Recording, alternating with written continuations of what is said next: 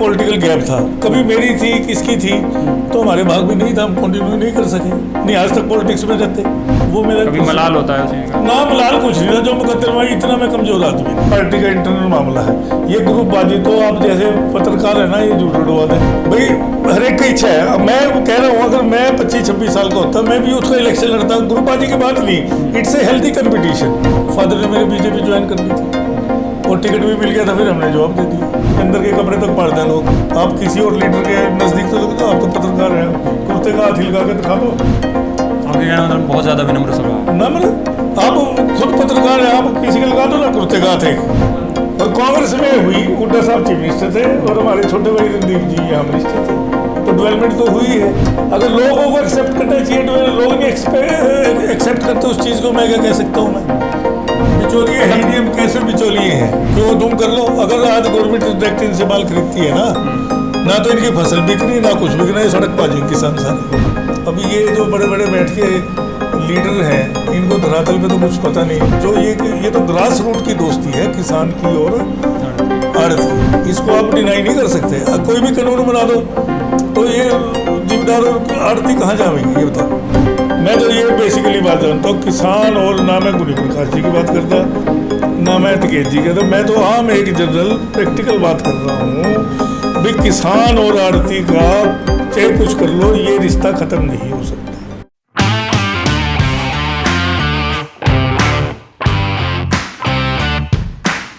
दोस्तों नमस्कार, असली खबर पर आपका स्वागत है। आज की असली खबर हम लेने आए हैं चरणदास छोरेवाला जी के बड़े लड़के अनिल छोरेवाला जी से।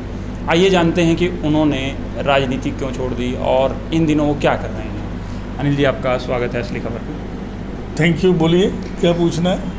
सर पूछना कुछ नहीं, चरणदास जी का बड़ा नाम रहा, मंत्री भी रहे और किसी भी मंत्री के लड़के पर आगे दबाव होता है कि वो राजनीतिक विरासत को आगे बढ़ाए, आपने फिर ऐसा क्यों नहीं किया?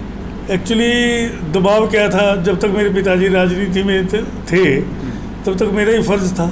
मेरे पिताजी अगेरे, मैं उनका लड़का हूँ। उनके जाने के बाद कुछ पॉलिटिकल सर्कमस्टांसिस ऐसे हुए, मैं कंटिन्यू नहीं कर सका, दैट वाज माय लक। उसके बाद मैं यूएसए चला गया 2007 में, तो that was total time gap. तो आपने फिर मतलब जिक्र करना चाहेंगे उन सर्कमस्टांसिस का कि क्या ऐसा रहा? नहीं, फैमिली सर्कमस्टांसिस थे, फैमिली मजबूरी होती है कुछ। यूएसए का मेरा ग्रीन कार्ड आ गया, तो then I went to USA in 2007 and I stayed in US for 5 years। Then why you came back to India? तो थोड़े से फैमिली सर्कमस्टांसिस हो गए थे, वो मेरे बेटे वगैरह के साथ कोई हादसा गया, that I have to come back. और आप समझ सकते हैं पॉलिटिक्स के अंदर 5-6 साल का गैप, तो फिर थोड़ा सा लंबा मामला पड़ जाता है, तो फिर गैप ग्रुप भी खराब हो जाता है, सारी बात है। सब ठीक था, नहीं मेरे मुकद्दर में था, मैं नहीं कर सका।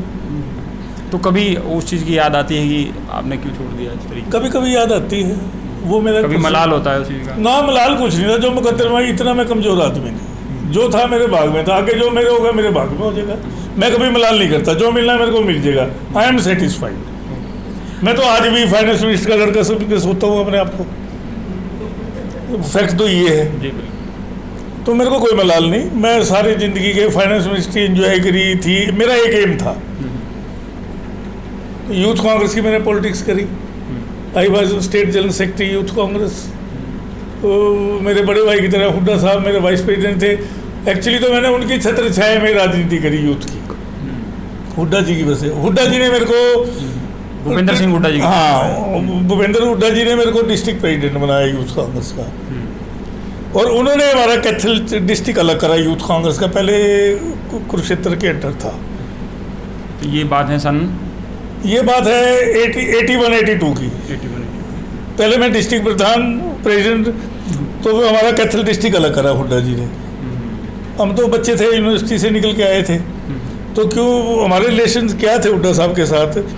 फादर 72 में MLA थे, ठीक बात, ठीक है। तो जब चौधरी रिजकराम, सुल्तान सिंह जी, चौधरी रणधीर सिंह जी, मैं बचपन में उनके डैडी के साथ आता जाता था, तो मेरे बड़े अच्छे, हमारे शुरू से पारिवारिक रिलेशन रहे। पॉलिटिक्स तो बात की बात है। फिर हुड्डा जी ने ही मेरे को डिस्ट्रिक्ट प्रधान बनाया, फिर स्टेट यूथ कांग्रेस का जनरल सेक्रेटरी बनाया, तो वो लिंक है। बल्कि छोटे भाई दीपेंद्र जी भी मेरे साथ ज्वाइंट सेक्रेटरी थे, तो हमारी कोई ऐसी बात नहीं। वो तो मुकद्दर की बात है। पॉलिटिकल हालात ऐसे हुए, जब फादर फाइनेंस मिनिस्टर थे वही हमारा एक पॉलिटिकल गैप था। कभी मेरी थी, किसकी थी, तो हमारे भाग में नहीं था, हम कंटिन्यू नहीं कर सके, नहीं आज तक पॉलिटिक्स में रहते। कई बार स्टेप गलती तो ले जाता है ना पॉलिटिक्स में।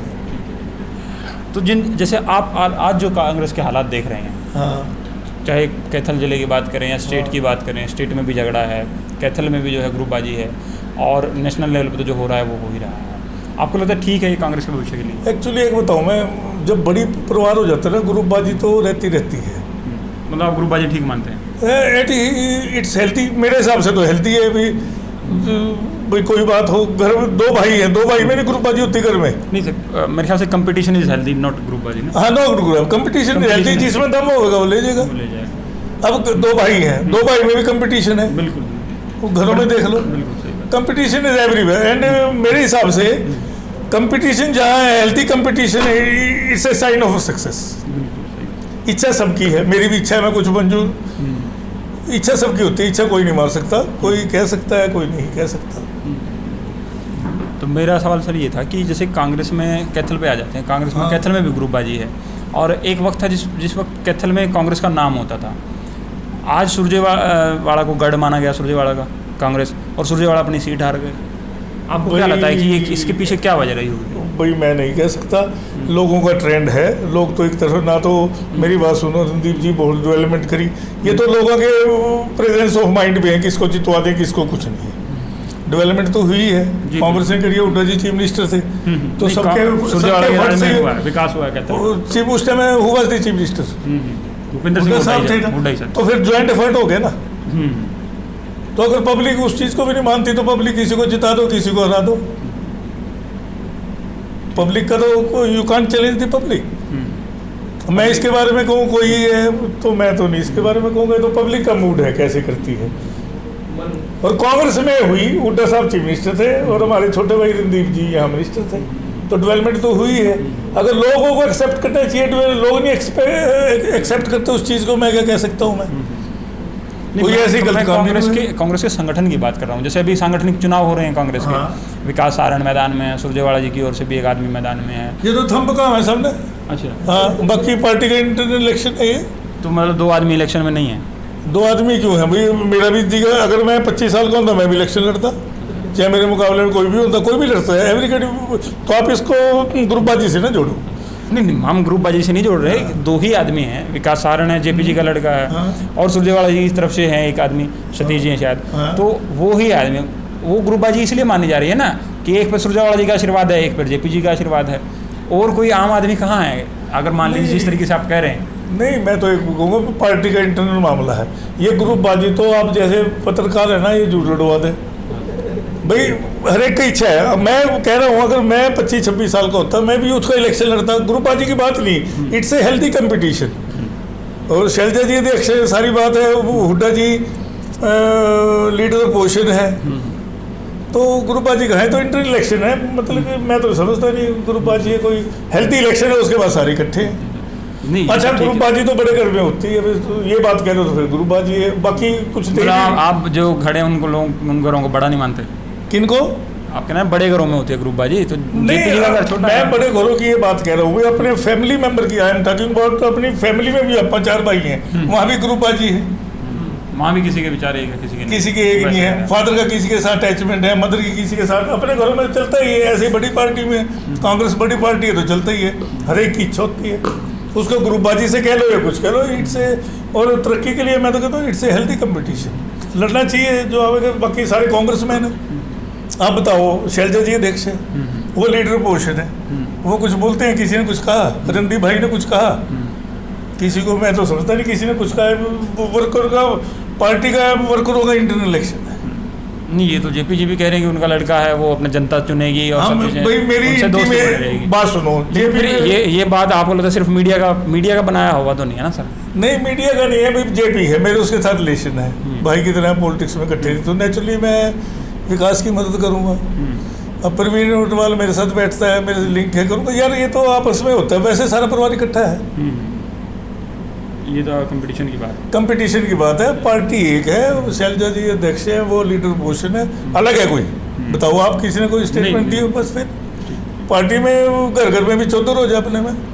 दो भाई कहते हैं मैं बड़ा हूँ, मैं छोटा हूँ, छोटा कहता है मैं चौधर बनूंगा, तो चौधर की बात है जिसमें जो पब्लिक चाहेगी वो हो जाएगा। एक हमने आपके बारे में सुना था, अफवाह है वो तो आज आप बताएंगे। हाँ मैं बता दूंगा। हमें पता लगा था कि ड्यूरिंग इलेक्शन, जब पिछले इलेक्शन हुए, बीजेपी ने भी आपसे संपर्क करने की कोशिश करी थी। बीजेपी में तो बहुत पहले 2005 में भी संपर्क करने की कोशिश करी थी, और मेरे ख्याल में मेरे को याद है शायद पिछले इलेक्शन की बात है कि कुछ लोगों ने रणदीप जी को हराने के लिए आपसे संपर्क नहीं मेरे से कोई बात नहीं, सब बनावटी बात है। ना मैंने कोई पार्टी के अगेंस्ट में नहीं कहा। हाँ मैं चुप बैठ गया हूँ, लेकिन मैंने कोई बीजेपी का क्या मतलब, वो पार्टी अलग है हम अलग है। नहीं, उससे पहले बीजेपी ने संपर्क करने की कोशिश वो तो 2005 की बात है।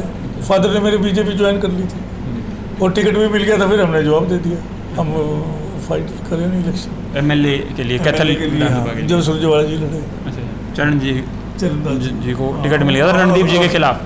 नहीं, बड़े सुरजेवाला जी के खिलाफ नहीं। उस समय तो सुरजेवाला जी कैंडिडेट ही नहीं थे जब वो टिकट अनाउंस कर दिया था, अखबारों में आई थी। हम तो कभी मिले नहीं, फादर मिले तो मेरे को पता नहीं। शमशेर जी की जब एंट्री हुई थी कैथल में, तब की आप बात कर रहे हैं। टिकट अनाउंस कर दिया था, लेकिन ये मेरे ख्याल में ये इसमें कहने वाली बात नहीं, ये अपनी एडिट करते तो ठीक है। अखबारों में आई थी, भी चरणदास जी को दे दिया। बीजेपी हाँ जरूर ज्वाइन कर ली थी डैडी। फिर उसके बाद हम 100 घरेलू सर्कमस्टांसेस होते हैं।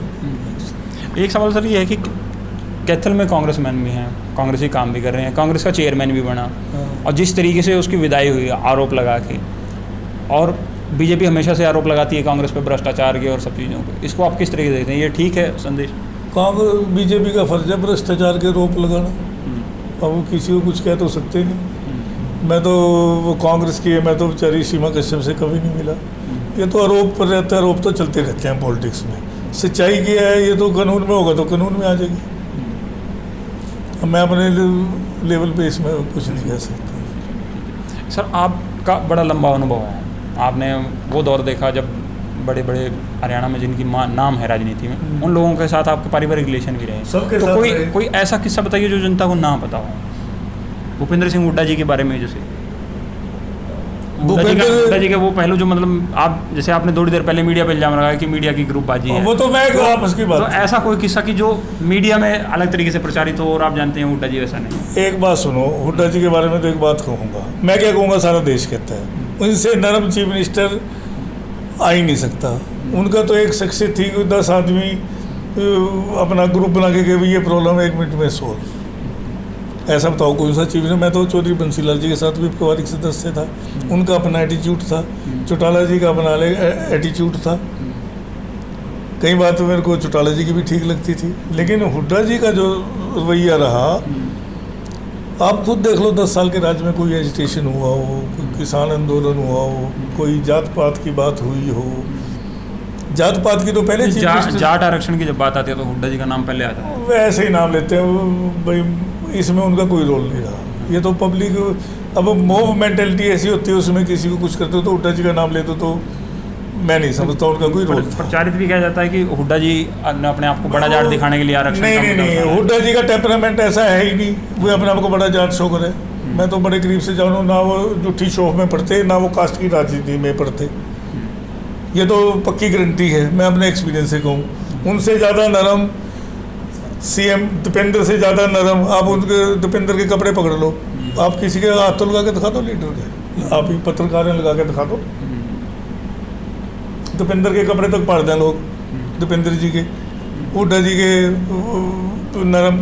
आप किसी और लीडर के नज़दीक तो लगे दो, आप तो पत्रकार हैं, कुर्ते का हाथ लगा के दिखा दो। आपके कहना मतलब बहुत ज़्यादा विनम्र स्वभाव। नम्र, आप खुद पत्रकार हैं, आप किसी के लगा दो ना कुर्ते का हाथ, एक पता लग जाएगा हम कितने पत्रकार हैं।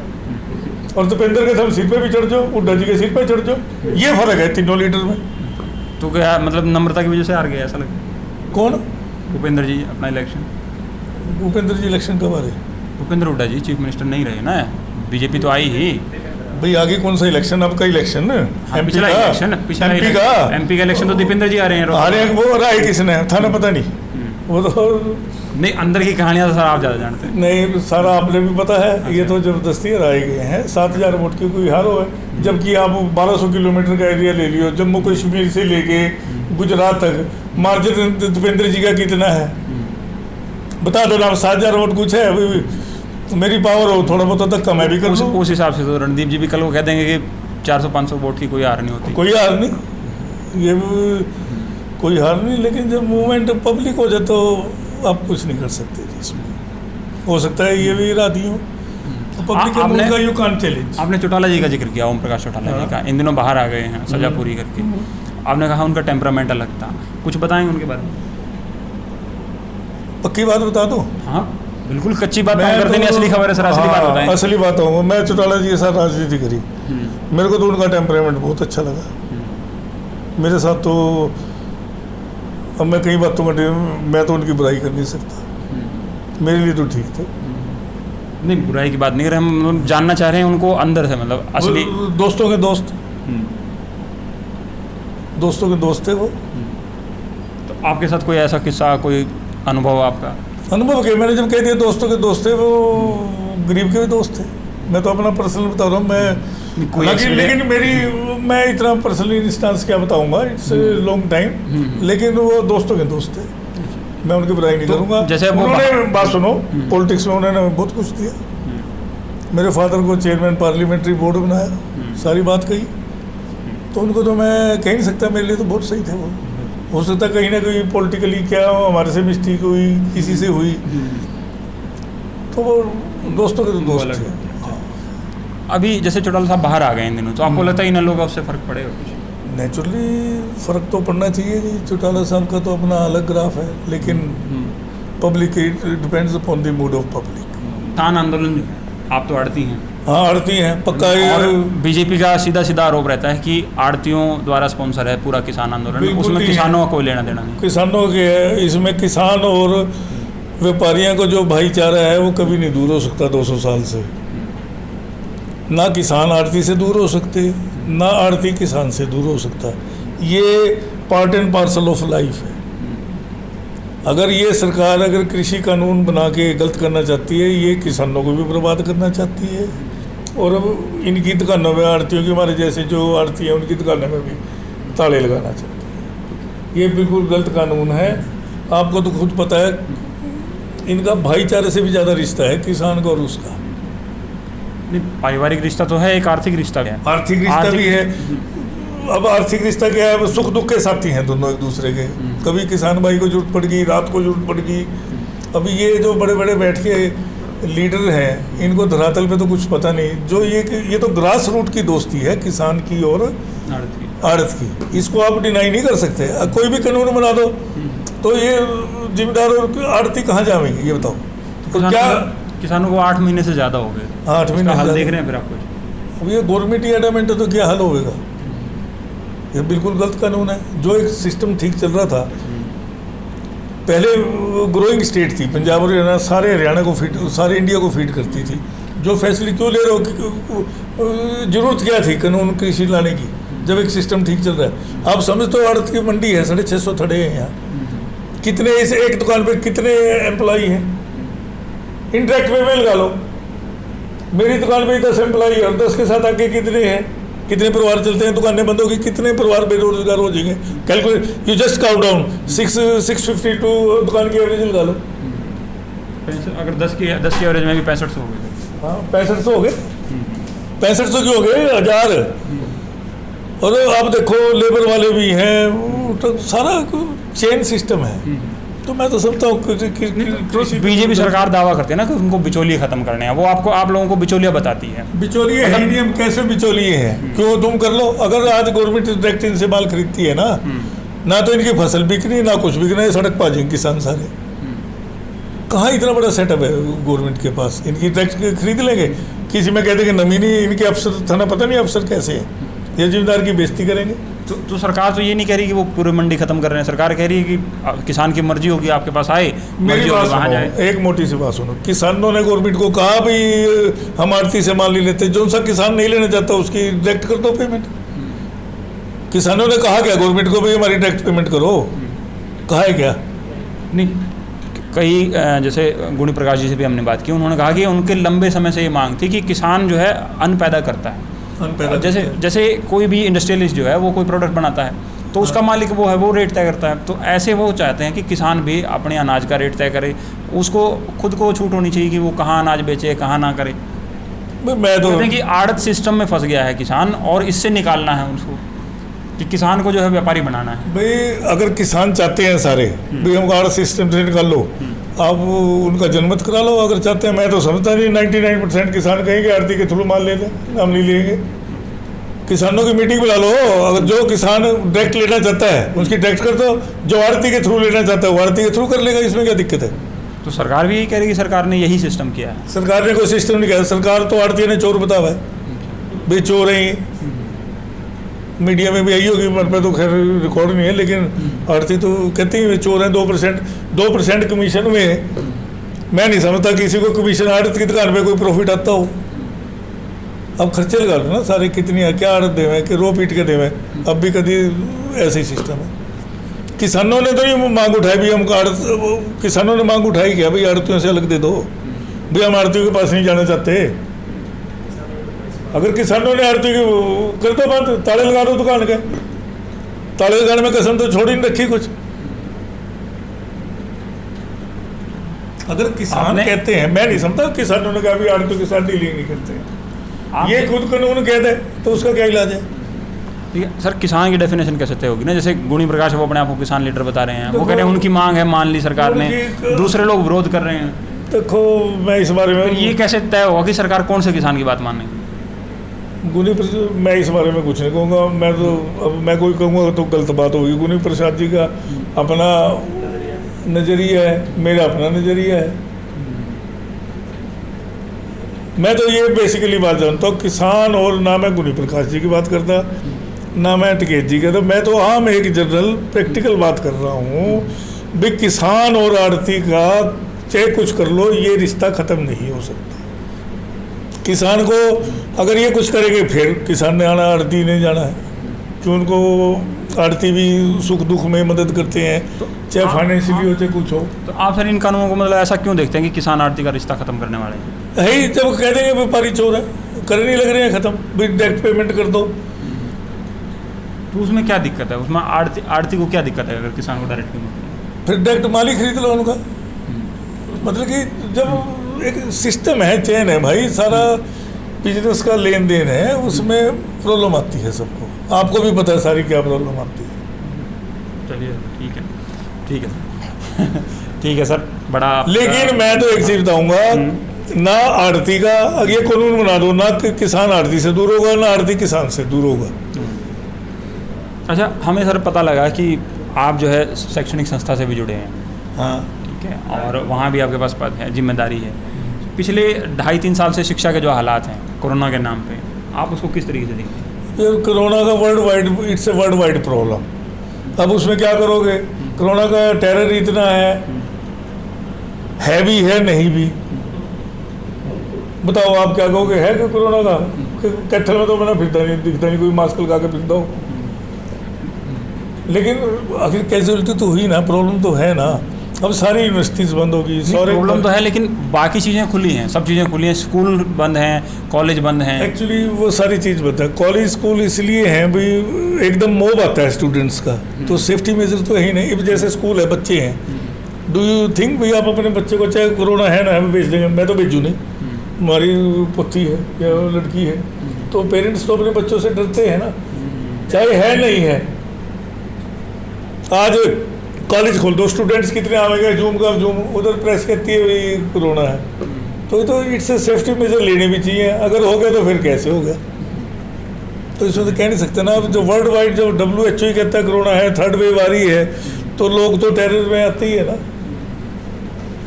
लेकिन सर इसमें ये है ना कि कुछ स्टूडेंट ऐसे हैं जिनके पास संसाधन नहीं है, वो बेचारे ना ऑनलाइन क्लास नहीं लगा सकते, बाकी चीज़, तो उसको आप नहीं देखते कि सरकार को कुछ, और गवर्नमेंट को फैसिलिटी देनी चाहिए। बीजेपी गवर्नमेंट को उनको कंप्यूटर देवे या कुछ देवे, या उनकी वो तो सिस्टम गवर्नमेंट का ना आप कर सकते ना मैं कर सकता।